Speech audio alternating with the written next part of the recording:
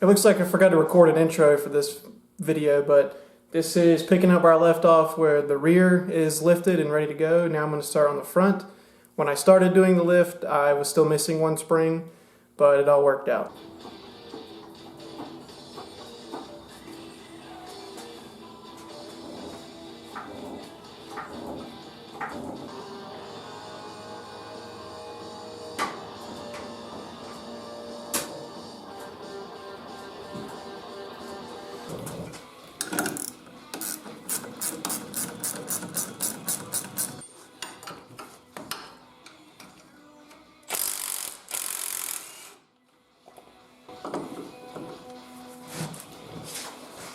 I just noticed these old shocks say Rancho, so maybe this is an old Rancho lift kit.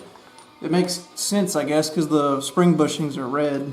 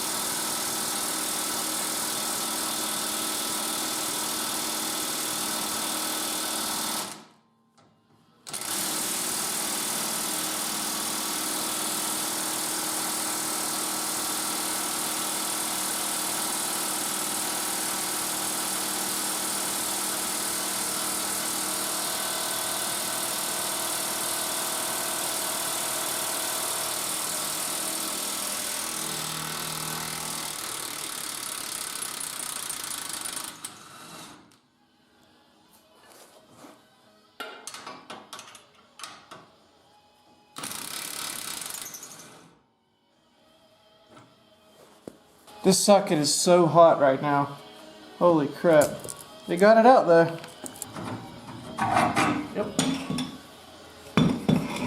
I think I'll put a dab of anti-seize on this guy when I put it back in. So that took literally 30 minutes to totally disassemble the front, which is way faster. So now I can start reassembling already. I wouldn't do this job without an impact wrench now. I used to do all my lifts without one. Man, I'll never go back.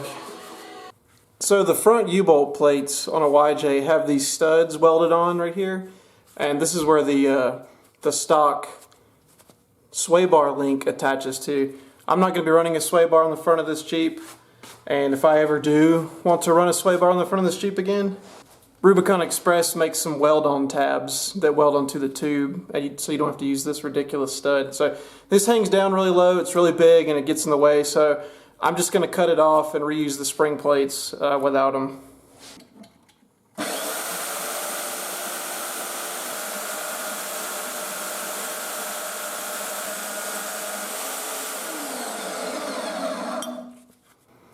Perfect.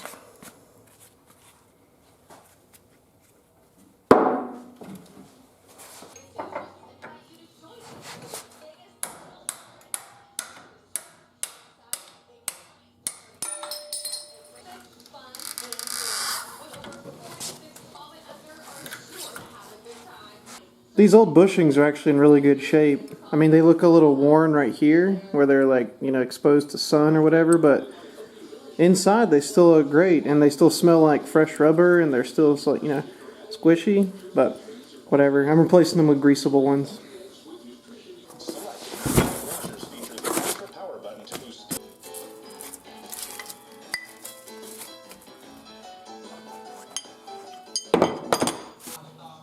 Pretty much no difference the front or the rear when it comes to leaf springs on the YJ. In terms of installing them,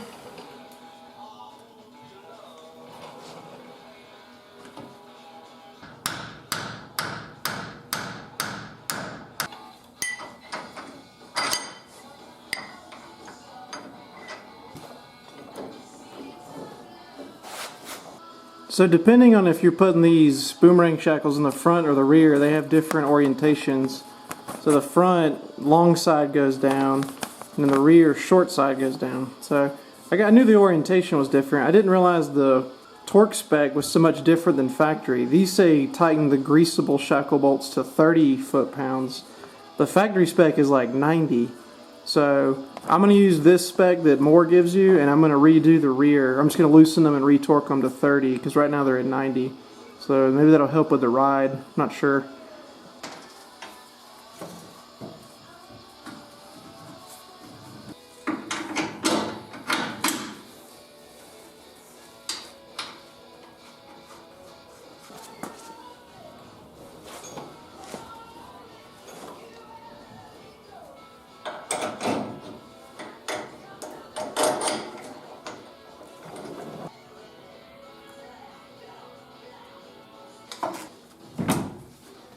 There we go.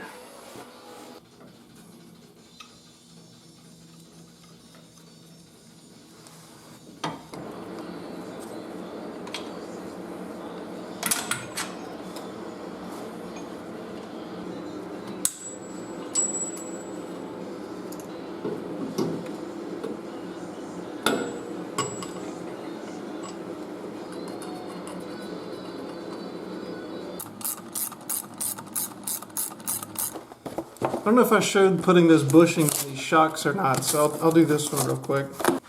So the top is super easy. It's your standard upper mount bushing, then the shock mount on the Jeep. Next bushing, then the cup, then your nut. For these bottom ones, they came with a bar pin, but you don't need that for a YJ, so we'll toss that in the scrap bucket. Now these little bushings can be a pain in the butt if you don't have a vise. So I'm gonna spray them down with some grease. This is white lithium. We'll get it started. Put just the bushing in first.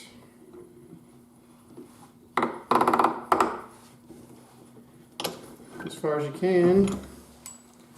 But because it's, a vise, it won't go in all the way, so I just take it, put it on the bench, push it in with my weight like that.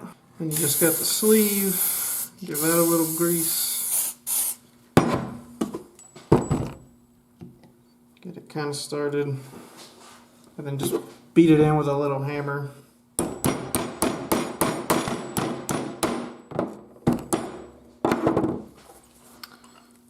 There you go, that's all it takes. Alright, it's been 2 days since that last section of the video, and my last spring came in. This is actually a spring that I ordered separate from a different vendor because Quadratech still has not shipped me my last spring, and this one arrived in 1 day. So it's a little different. It's the same part number, but the little Teflon pads in here are shaped a little bit different, but the bushings fit in it on both sides. As long as the Jeep is level, I really don't care.